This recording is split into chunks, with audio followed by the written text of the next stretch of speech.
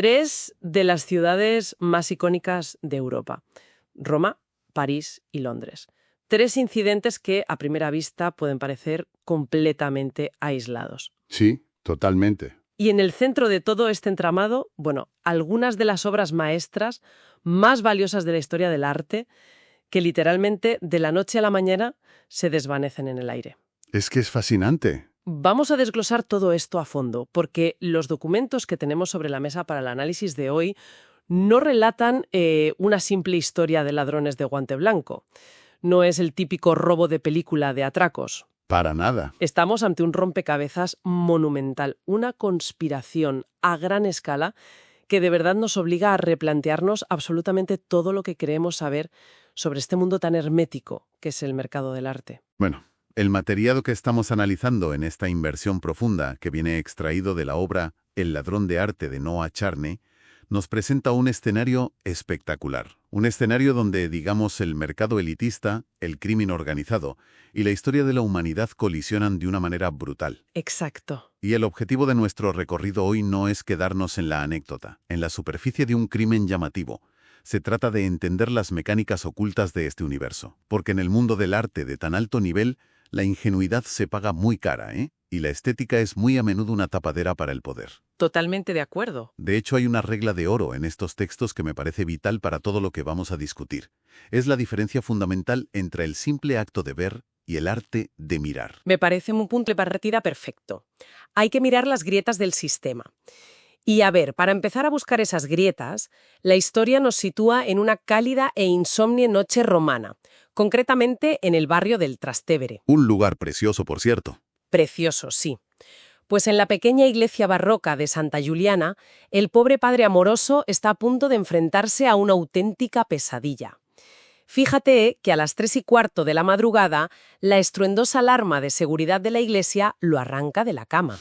Menudo susto. Imagínate, baja corriendo por las escaleras, apaga el sistema, revisa todo el interior que en ese momento está a oscuras, iluminado solo por la luz de la luna que entra por las ventanas, y comprueba que no falta absolutamente nada. Todo está en su sitio. Claro, la normal. Vuelve a la cama exhausto y a las 3:50 otra vez suena la dichosa alarma. Es una situación que raya en lo cómico, la verdad.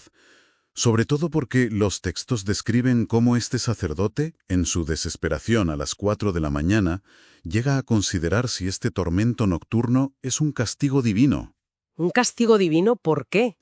Pues por haberse distraído mirando a una feligresa durante la misa del domingo anterior.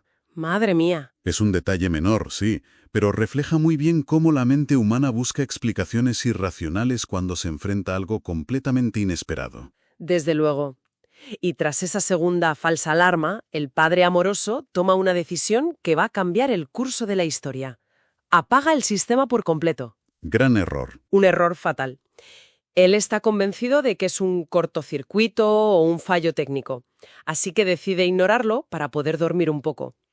A la mañana siguiente, a las 8:57, con la calma de quien se acaba de tomar un expreso en el bar de la esquina, entra en la iglesia para abrir las puertas al turismo.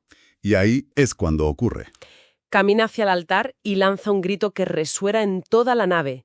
El magnífico retablo de la Anunciación, una obra original pintada por el mismísimo Caravaggio, ha desaparecido. Tela. Queda un hueco enorme y desolador en la pared. Y aquí conviene detenernos un momento en la pieza en sí. Porque no estamos hablando de un lienzo intercambiable. Los registros históricos de la Iglesia revelan que en 1598 se pagaron apenas 120 escudos por este encargo. Que entiendo que era poquísimo. Una miseria. En el contexto del mercado del siglo XVI, es poquísimo para alguien con el talento de Caravaggio. Sin embargo, sabemos que el pintor vivía permanentemente endeudado, siempre metido en peleas de taberna y huyendo de la ley. Un personaje muy conflictivo. Exacto.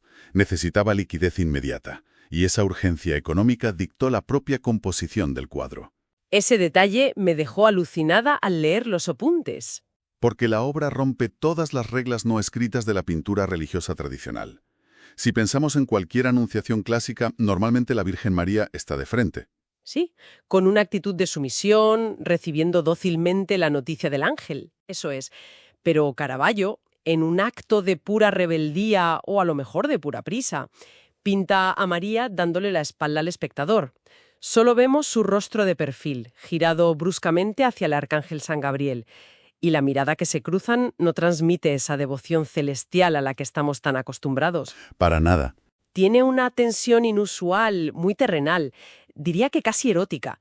Parece la mirada de una mujer que acaba de ser sorprendida en sus aposentos por un amante furtivo. Es que esa es la gran genialidad de Caravaggio, humanizar lo divino hasta rozar casi la herejía. Pero ojo, porque hay un motivo técnico muy prosaico detrás de esa composición tan cerrada. Si observas la descripción del lienzo, la cantidad de fondo negro es abrumadora. Mucho mayor de lo normal, ¿sí? Hoy lo alabamos como la cumbre del tenebrismo o del claroscuro, pero en aquel momento pintar la mitad del lienzo de un negro impenetrable era una estrategia brutal para ahorrar tiempo. Claro, menos superficie que detallar. Exactamente. Al sumergir la escena en la oscuridad, Caravaggio se evitó el laborioso trabajo de pintar los ropajes de San Gabriel y de la Virgen de cintura para abajo. Menos detalles, menos tiempo de trabajo y el dinero en el bolsillo mucho antes. Un pragmatismo absoluto. Y bueno, frente a este espacio vacío que dejó el cuadro, entra en escena el investigador encargado del caso, Gabriel Coffin. Un personaje peculiar. Muy peculiar. Es un contraste andante. Aparece en la iglesia rodeado de la policía italiana, entre ellos el inspector Ariosto, de la Unidad Especializada en Patrimonio Cultural. Pero Coffin parece sacado de otra época. Totalmente. Va impecablemente vestido con un traje de 3 piezas, camisa de puño doble, botines de cuero, y lleva consigo, sin importar el clima que haga en Roma, un paraguas con empuñadura de caoba fabricado por la histórica tienda londinense James Smith & Sons. Un dandy en toda regla. Sí, pero a la vez es un académico que se mueve en la alta sociedad, aunque los apuntes señalan que prefiere jugar al póker con un policía local, un fontanero y un mecánico. Dice que son las mentes más brillantes y deductivas que conoce. Es un perfil muy particular porque rechaza de plano esa arrogancia académica. Coffin entiende que la policía suele buscar a criminales comunes usando la fuerza bruta o interrogatorios agresivos. Pero el robo de arte de esta magnitud requiere otra mentalidad. Otra sutileza. Su método es la observación pura, sin ideas preconcebidas. Mientras los agentes italianos dan vueltas por la nave buscando huellas dactilares o puertas forzadas sin ningún éxito, Coffin simplemente camina por el pasillo central con las manos a la espalda, analizando el espacio en silencio. Y en ese paseo saca a relucir su instinto. Encuentra 2 detalles que han pasado completamente desapercibidos para todo un escuadrón policial. A ver. Primero, localiza en el suelo de mármol, justo entre 2 bancos de madera, una diminuta pluma gris, una pluma de paloma. Ajá. Y segundo, al levantar la vista, comprueba que las ventanas inferiores de la iglesia no tienen los cerrojos pasados. La deducción ahí es tan simple que resulta brillante. No hubo magia ni un fallo informático en la primera alarma. Alguien entró por esa ventana inferior que había quedado sin asegurar, y al hacerlo, asustó una paloma que había anidado en la cornisa interior. Claro, el pájaro. El vuelo desesperado del ave por la nave fue lo que activó los sensores volumétricos a las 3:15. Una pluma y un cerrojo abierto destapan el método de infiltración. Es increíble. Dejar una ventana abierta es un error humano básico, el típico descuido de un sacerdote cansado.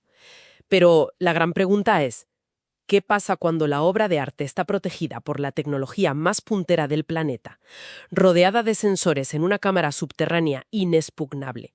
Y aún así, se desata el caos. Eso ya son palabras mayores. Y eso es lo que nos lleva directamente de Roma a París. Porque si en Italia hablábamos de arte barroco religioso, en Francia nos damos de bruces con la vanguardia rusa. El contraste es intencionado en el texto y es muy revelador. Nos trasladamos al despacho de Geneviève de la Cloche, que es la vicepresidenta de la Sociedad Malevich. Un edificio súper elegante con vistas al Sena. Me lo imagino espectacular. Lo es, pero el ambiente dentro es de máxima tensión. Geneviève está envuelta en una acalorada y furiosa llamada telefónica con la prestigiosa casa de subastas Christie's, en Londres. ¿Y por qué están discutiendo? Resulta que Christie's está a punto de sacar a subasta un cuadro de Casimir Malevich, una de sus obras maestras absolutas, titulada Blanco sobre Blanco, con un precio de salida estimado entre 4 y 6 millones de libras esterlinas. Una barbaridad de dinero.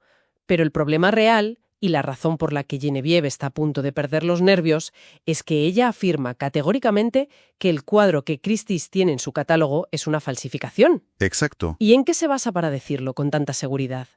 Pues en que el original, La joya indiscutible de la sociedad Malevich descansa guardado a cal y canto en la cámara acorazada de su propio edificio, exactamente 3 pisos bajo sus pies. Y aquí tenemos que detenernos un segundo en la obra de Malevich, porque el concepto de falsificar blanco sobre blanco tiene mucha miga.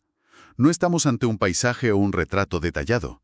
Estamos hablando del suprematismo de principios del siglo XX. Que es un estilo muy particular. Malevich no pintaba la realidad material, pintaba la ausencia de ella. Quería liberar al arte del peso muerto de la iconografía clásica y de esa obligación de representar cosas reconocibles. Al presentar un cuadrado blanco descentrado sobre un fondo blanco ligeramente diferente, proyectaba pura emoción sin distracciones. Ya, pero si nos ponemos en la piel de un escéptico, alguien podría decir, a ver, es pintura blanca sobre pintura blanca, cualquiera con un rodillo puede falsificar eso en su garaje en una tarde. ¿Por qué es tan sumamente complicado de copiar? Esa es precisamente la gran ironía del arte abstracto.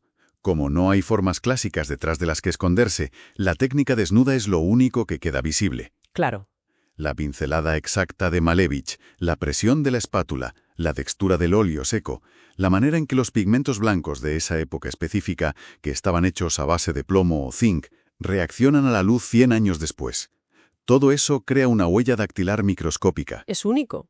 Copiar de manera convincente a los viejos maestros es muy difícil, sí, pero copiar la sutileza de un Malevich a un nivel que logre engañar a los peritos químicos es casi imposible. Pero es que a la casa de subastas en Londres parece importarle muy poco la química o la filosofía de la obra.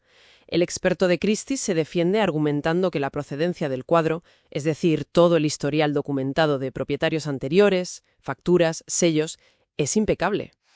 El papeleo manda. Básicamente, le dice a Genevieve que sus papeles dicen que el cuadro es real, así que lo van a vender igual.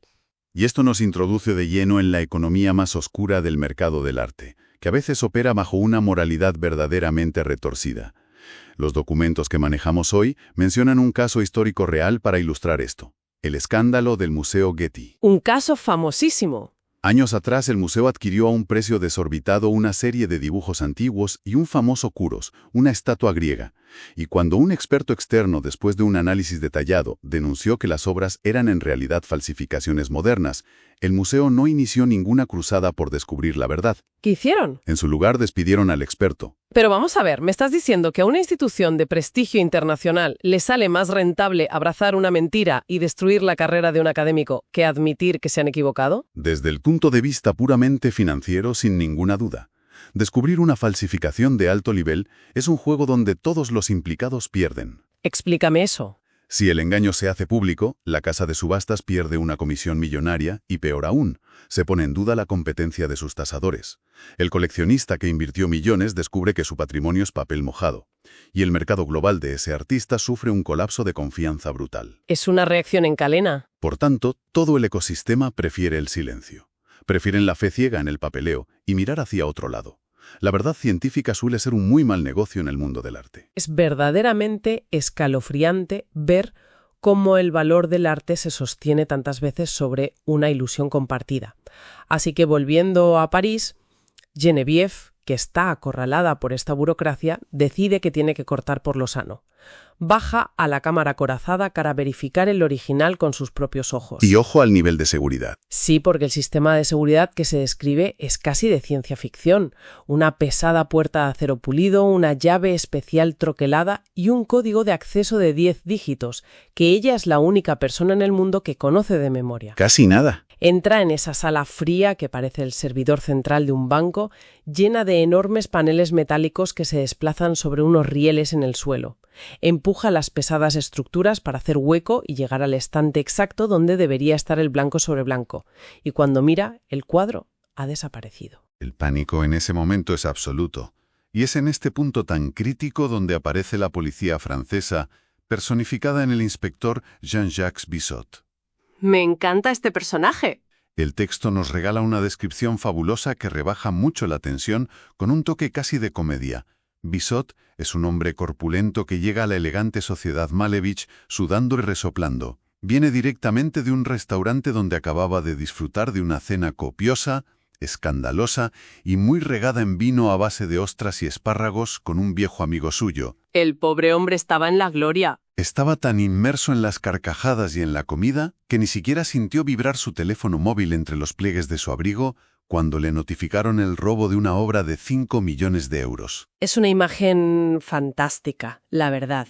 El inspector intentando abrirse paso a duras penas entre los estrechos paneles metálicos de la bóveda, todavía con el aliento oliendo a espárragos. Pero cuando Bissot finalmente llega al lugar exacto del robo, no encuentra una pluma de paloma como pasaba en Roma. No, encuentra algo mucho más directo. Encuentra un mensaje. Alguien ha escrito directamente sobre el muro de hormigón desnudo, justo en el hueco dejado por la obra, utilizando pintura roja fresca, un código alfanumérico, CR347. Y esa firma en rojo no es un descuido, claro. Es una burla arrogante, una demostración de poder. Quien haya logrado vulnerar un código de 10 dígitos y entrar en una bóveda subterránea, quiere dejar muy claro que no es un vulgar ratero. Desde luego que no. Y esa necesidad de dejar mensajes ocultos, de convertir el crimen en un lenguaje cifrado, nos proporciona la transición perfecta hacia nuestro siguiente escenario. Porque descifrar símbolos es exactamente la especialidad de nuestro próximo protagonista. Así que cruzamos el Canal de la Mancha y aterrizamos en Londres, en las imponentes salas de la National Gallery. Aquí, el tono del relato cambia drásticamente. Sí, pasamos a un entorno muy distinto. Pasamos de las bóvedas subterráneas a una clase magistral universitaria a plena luz del día.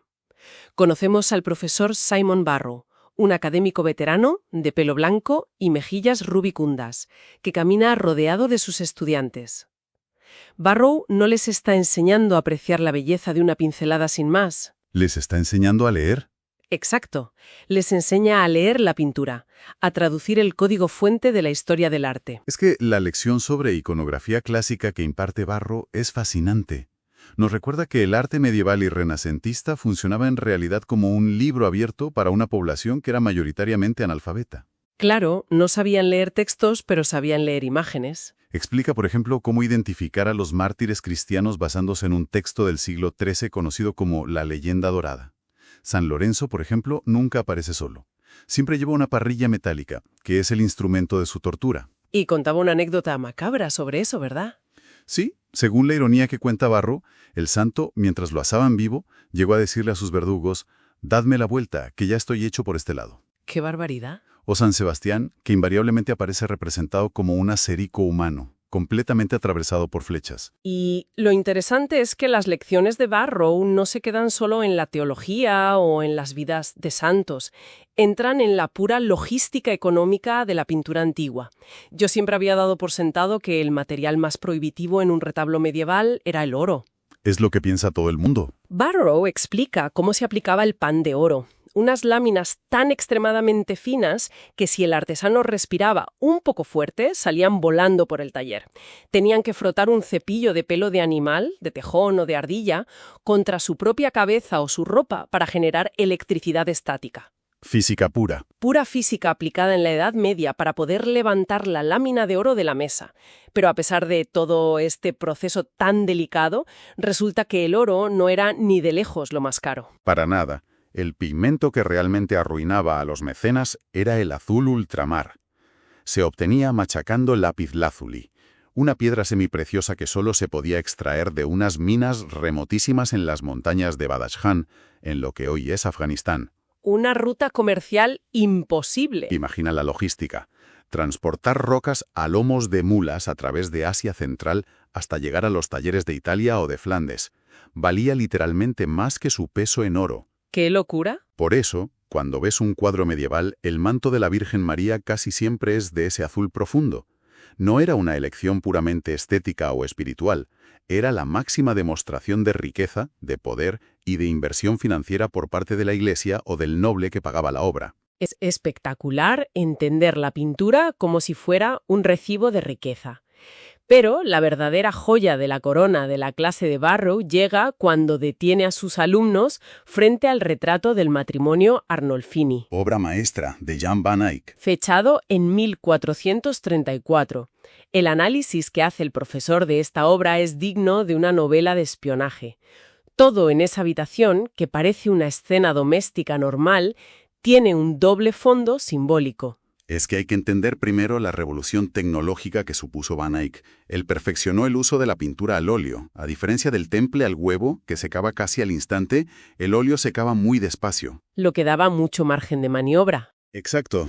Esto le permitía aplicar capas y capas de pintura translúcida, creando unos efectos de luz y una profundidad en los tejidos que la humanidad nunca había visto hasta ese momento.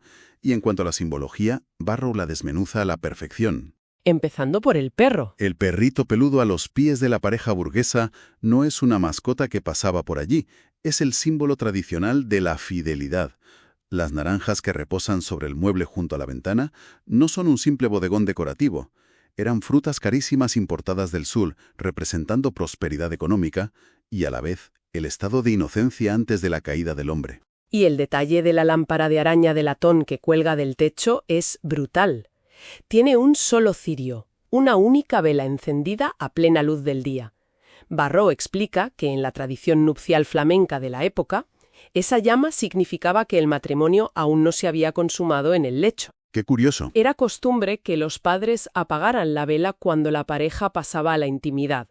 Pero el verdadero truco de magia del cuadro, lo que te deja sin palabras, es el espejo. El famoso espejo convexo. En el centro de la pared del fondo hay un pequeño espejo. Si te acercas a escasos centímetros de la madera, ves reflejada toda la habitación desde atrás. Y en la puerta se ven las siluetas diminutas de dos personas que entran.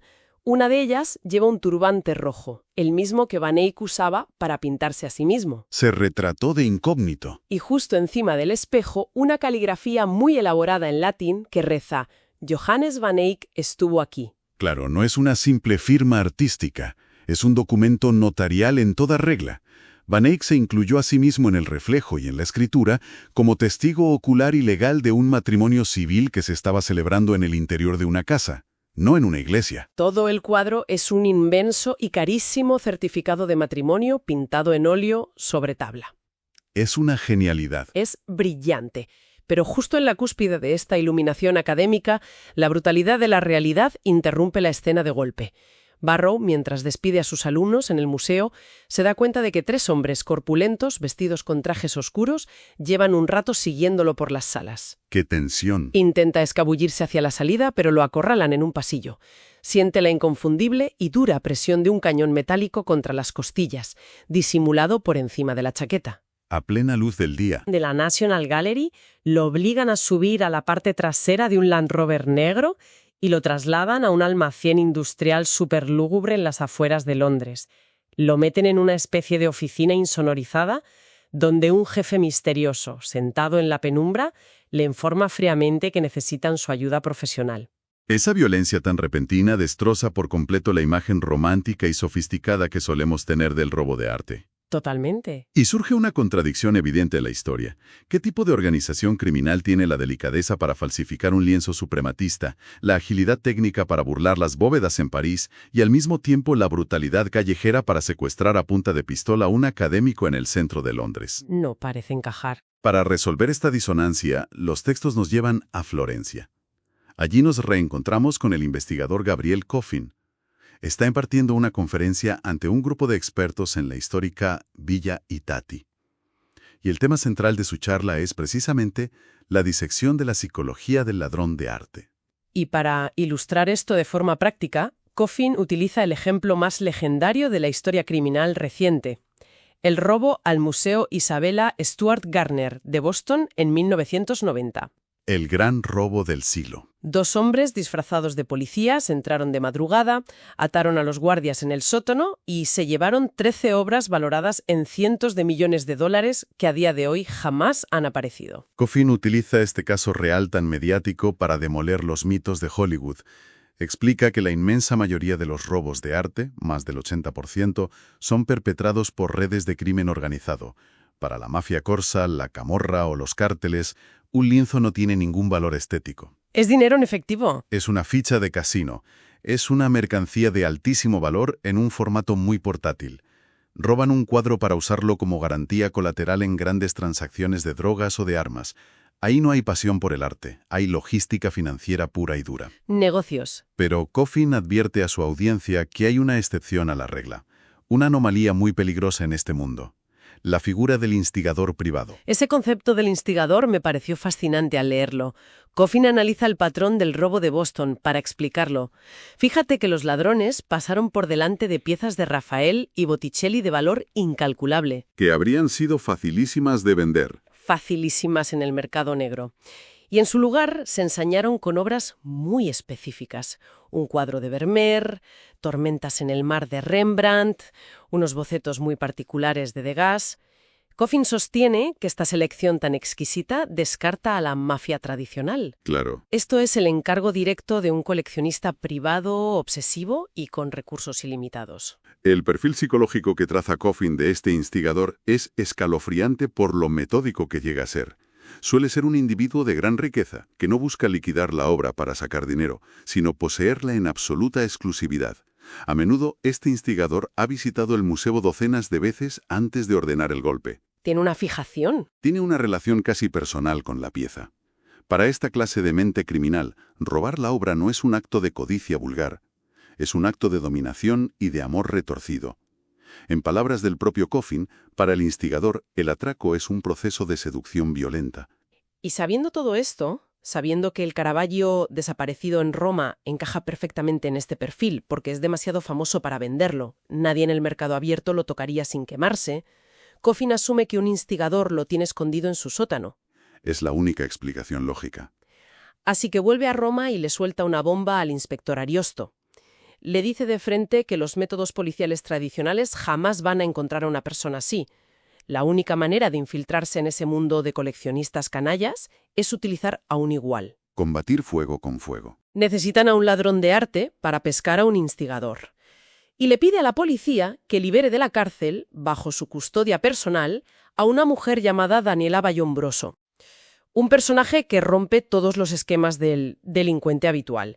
Vallombroso es una italiana brillante que está cumpliendo condena cerca de Turín, pero su currículum parece el de un agente de operaciones especiales. Es muy completo.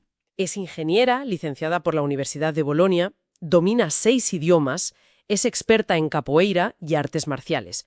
Y para rematar, pertenece a una familia aristocrática que supuestamente lleva generaciones dedicándose al robo de arte como una especie de tradición familiar.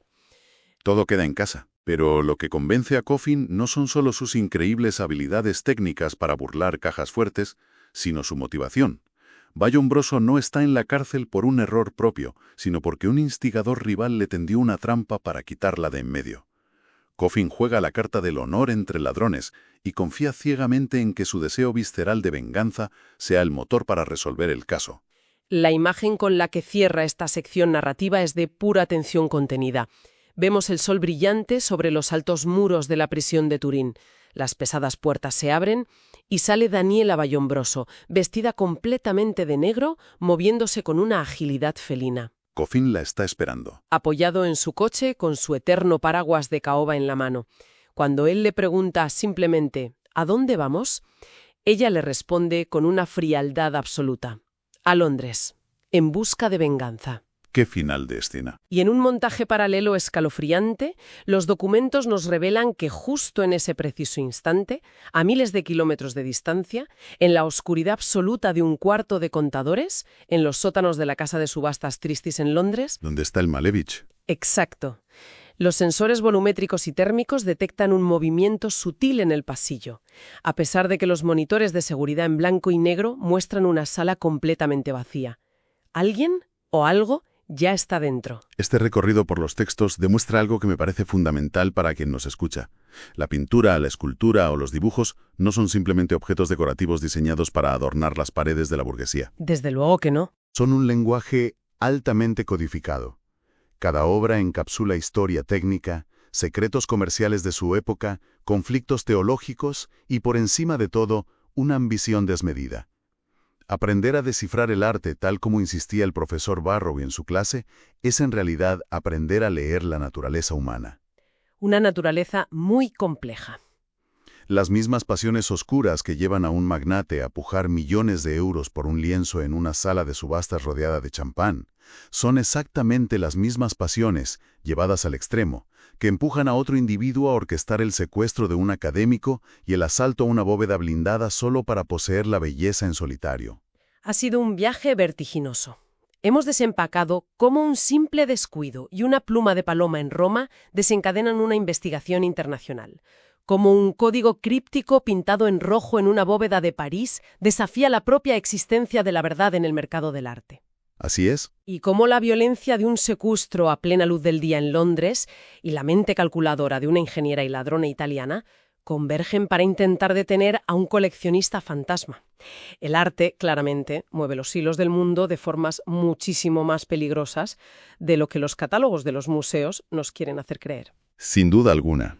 Y para cerrar el análisis de hoy, me gustaría dejar una pequeña pregunta en el aire. Un ejercicio mental para darle vueltas después. Si nos paramos a pensar en ese perfil del Instigalar, si una obra maestra insustituible, un objeto que representa la cúspide de la evolución humana, como puede ser un cuadro de Caravaggio o de Van Eyck, es robada y escondida para siempre en la cámara acorazada de un búnker privado, en la oscuridad total, Donde nadie puede verla. donde absolutamente nadie más en el planeta puede apreciarla, cabe preguntarse, ¿sigue siendo una obra de arte? ¿Mantiene su capacidad de transformar a quien la mira o su encierro forzoso la degrada, transformándola en un simple fajo de billetes con marco cuyo valor mítico aumenta paradójicamente por el simple hecho de que el resto de la humanidad ha sido privada para siempre de su belleza? Ahí lo dejamos.